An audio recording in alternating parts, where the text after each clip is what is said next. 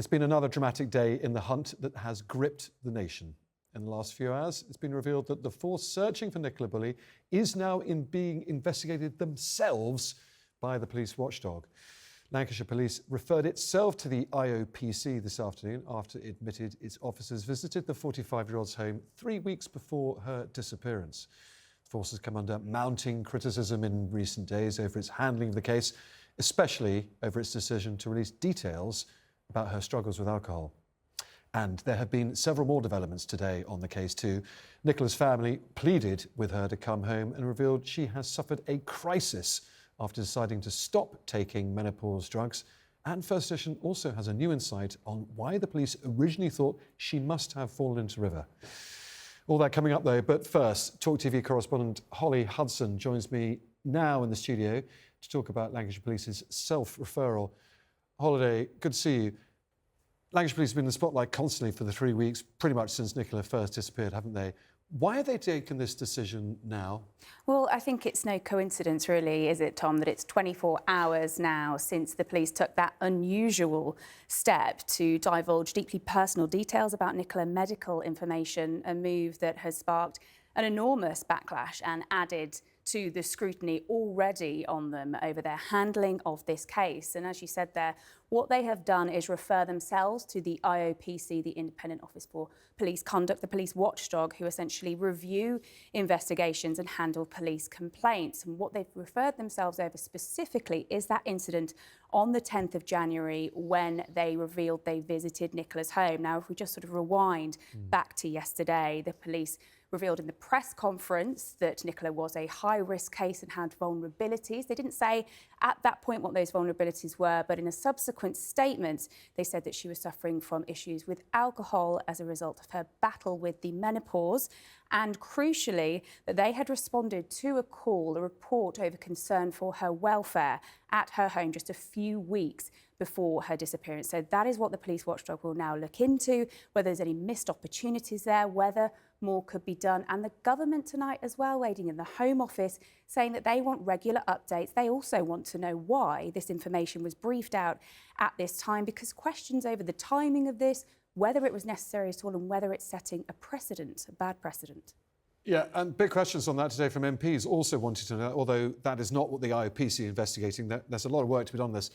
Holly, meanwhile, the family have been speaking today, revealing something more, that they think that Nicola withdrawing from HRT, menopause treatment drugs, might just have triggered what they've described as this crisis. Yes, they revealed in a statement today, put out through Lancashire Police, more details specifically on the perimenopause that she was suffering, on that piece of information that the police divulged. What they said was they feel that her battle with the menopause may have had a part to play in all of this. They say she was suffering from significant side effects of taking HRT, brain fog, restless sleep, but that she stopped taking it due to headaches, feeling that that might have helped, but they actually feel that it may have ended up causing this crisis.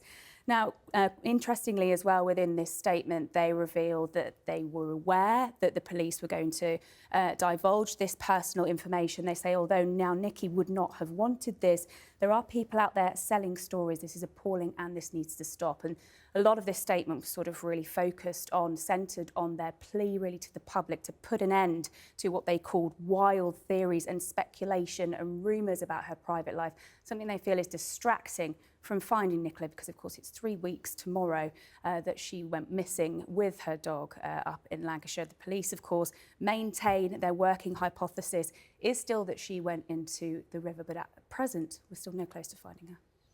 We're not at all, are we? Holly, thanks so much. We can bring you the Sun front page now, the latest newspaper to come in. They are going on precisely that story. Don't be afraid, Nikki, come home. The words there from her husband. That's the inside pages there. Cops in meltdown. The story that Holly's just been bringing us on that self-referral to the IOPC. Meanwhile, First Edition can reveal another development in the case tonight. The detectives searching for Nicola Bulley have used mobile phone technology to all but rule out anyone other than the mum of two being next to the river at the time she is believed to have vanished. This programme understands that the National Crime Agency officers and Lancashire Police used what is so-called geofencing to see if another device had been active in the area. Well, talkTV's Oliver Whitfield-Murchich has been in St Michael's on Wyre and sent us this report. Tom, although Lancashire police say they're keeping an open mind about anything that could have potentially happened to Nicola Bulley, they've pretty much discounted that any third party was involved. We understand at talkTV that the authorities, in conjunction with the National Crime Agency, are using a relatively new piece of technology designed over in America. What that allows them to do is to map an area, such as when Nicola was walking her dog in these fields. They can then see whether there was any other phones in the same area at the same time, allowing them to discount them as potential suspects. The company says that their technology is 20 times stronger than what's currently available on the market. Today has also seen again more criticism of Lancashire police, this time by the Shadow Home Secretary Yvette Cooper, after the force revealed personal medical information about Nicola Bulley, namely that she'd had issues with alcohol in recent times, all brought on by the early onset of the menopause. Yvette Cooper was speaking at a press conference earlier on, and she said she will be contacting Lancashire police for answers. Obviously, I think there are concerns because the information that they set out was very unusual for them to do so, and I would want to know more from Lancashire police about the reasons for doing this. I do think the most important thing right now is to support Nicola's family and also to support the ongoing investigation so that they can find out what has happened. Tom, tomorrow marks 3 weeks since Nicola Bulley went missing from here in St Michael on Wyre. The police are continuing their investigation under the belief that Nicola fell into the River Wyre. They're searching down by the estuary and out towards Morecambe Bay. 3 weeks on, there are still many questions remaining about where Nicola has gone or indeed how she vanished. The public being urged to keep coming forward with more information and dashcam footage as officers try to solve this mystery.